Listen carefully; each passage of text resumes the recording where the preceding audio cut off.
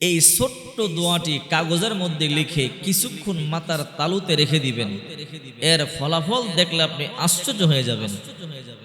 যখন ওমরে ফারুক রাদিয়াল্লাহু তাআলা আনহুর জমানা, মদিনার প্রেসিডেন্ট হযরত ওমরে ফারুক রাদিয়াল্লাহু তাআলা আনহু, অর্ধ জাহানের বাদশা ওমরে ফারুক রাদিয়াল্লাহু তাআলা আনহুর কাছে রোমের বাদশা পত্র লিখলো, ইয়া আমিরুল মুমিনিন, আমি রোমের বাদশা, আমার প্রচন্ড মাথা ব্যথা, এত ডাক্তার দেখাইলাম, এত কবিরাজ দেখাইলাম, কিন্তু মাথা ব্যথা ভালো হয় না। আমিরুল মুমিনিন, আমি আপনাকে বড় মহাব্বত করি, বিশ্বাস করি, আপনি আমার জন্য এমন কিছু রকিয়া করেন, আমার বিশ্বাস আপনার মাধ্যমে আল্লাহ পাক আমার মাথা ব্যথা দূর করে দিবে। খলিফাতুল মুসলিমিন ওমরে ফারুক রাদিয়াল্লাহু তাআলা আনহু তাকে কিছুই দিলেন না, একটা টুপি হাদিয়া দিলেন। ওমরে ফারুক রাদিয়াল্লাহু তাআলা আনহু লোক মারফতে মদিনাতুল মুনাওয়ারা থেকে একটা টুপি পাঠায় দিলেন। ইতালির রোমে চলে গেল টুপি নিয়ে, ইতালির রোমে। কয়েকদিন পরে যখন ইতালির রোমে একটা টুপি নিয়ে গেল, বাদশার দরবারে সংবাদ আসলো, বাদশাহ, মদিনাতুল মুনাওয়ারা থেকে আমিরুল মুমিনিন ওমর একজন আপনার কাছে খাদেম পাঠাইছে। রোমের বাদশা বলে তাকে আসতে দাও।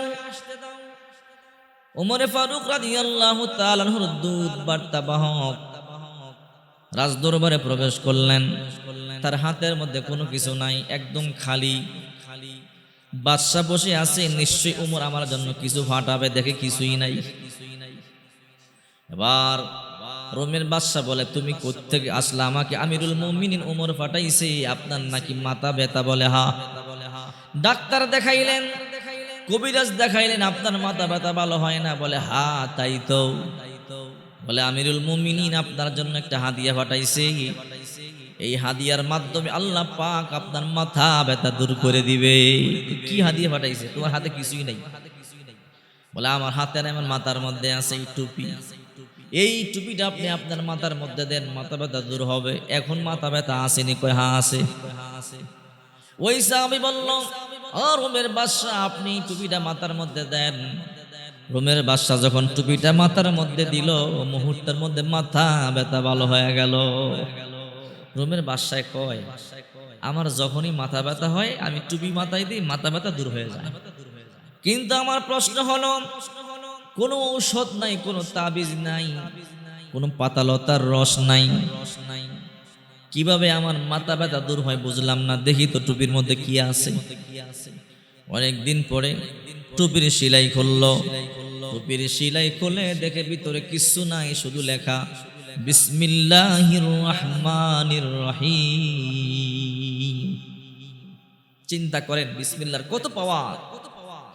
যখনই মাথা ব্যথা করবে, অশান্তি লাগবে, পেরেশানি লাগবে, দুশ্চিন্তা লাগবে, টেনশনে ঘুম হবে না, কাগজের মধ্যে বিসমিল্লাহ লিখে কিছুক্ষণ মাথার মধ্যে রেখে দিবেন। এর উপরে টুপিটা দিয়ে রাখবেন। আল্লাহ পাকের অশেষ কুদরতে দেখবেন কিছুক্ষণের মধ্যে মাথা ব্যথা দূর হয়ে গেছে। এই বিসমিল্লাহ আল্লাহ পাক রব্বুল আলামিন এত বরকতপূর্ণ। রাসূল বলেন, তোমরা যে কাজ এই বিসমিল্লাহ বলে করবে, ওই কাজেই আল্লাহ বরকত দিবে। আল্লাহর হাবিব বলেন, যেই কাজে বিসমিল্লাহ নাই, ওই কাজের মধ্যে বরকত নাই। আল্লাহর হাবিব বলেন, তোমরা প্রত্যেকটা ভালো কাজের শুরুতে বিসমিল্লাহ বলবা। যেই কাজে বিসমিল্লাহ নাই, ওই কাজে শয়তান শরীক হয়, ওই কাজে বরকত নাই। আল্লাহর হাবিব বলেন, আবু হুরায়রা, তুমি যখন ওযু করবা বিসমিল্লাহ বলে ওযু শুরু করবা। রে আবু হুরায়রা, যতক্ষণ পর্যন্ত ওযু শেষ না হবে, ফেরেশতারা তোমার নামে আমল নামার মধ্যে নেকি লিখতেই থাকবে। আবু হুরায়রা, যখন তুমি যানবাহনে সাওয়ার হবে, তুমি বিসমিল্লাহ বলে সাওয়ার হবে, যতক্ষণ পর্যন্ত যানবাহন চলবে তোমার আমল নামায় সওয়াব লিখতেই থাকবে। যে কাজ করবা বিসমিল্লাহ বলে কাজ করবা, যতক্ষণ পর্যন্ত কাজ চলবে সওয়াব লিখতেই থাকবে। চিন্তা করেন, কোরআনের 114টা সূরা, 113টা সূরার মধ্যে বিসমিল্লাহ আছে, একটা সূরার মধ্যে বিসমিল্লাহ নাই। তার মানে কি একটা বিসমিল্লাহ কম? না, আরেকটা সূরার মধ্যে আল্লাহ দুইবার বিসমিল্লাহ বলছে। কোরআনের মধ্যে একটা সূরা আছে, সূরা তাওবা।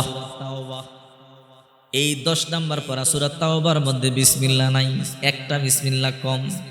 আবার আরেকটা সূরা আছে সূরা নমল 18 নম্বর পারা।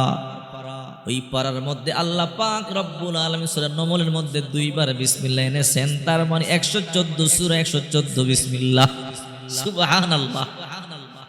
আল্লাহর কুদরত যা আমাদের আশ্চর্য করে দেয়।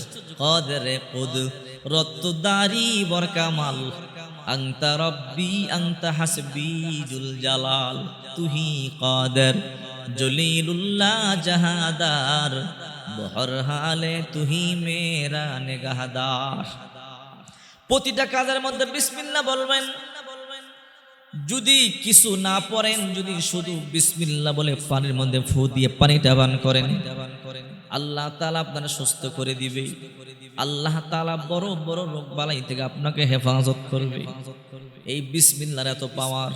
কোন ব্যক্তি যদি রাত্রিবেলা 19 বার বিসমিল্লাহ পড়ে ঘুমায়, যদি ওই রাত্রিতে মারা যায়, বিসমিল্লাহর মধ্যে 19টা হরফ আছে। বিসমিল্লাহির রহমানির রহিম 19টা হরফ। জাহান্নামের 19 জন দারোগা আছে, মেন দারোগা।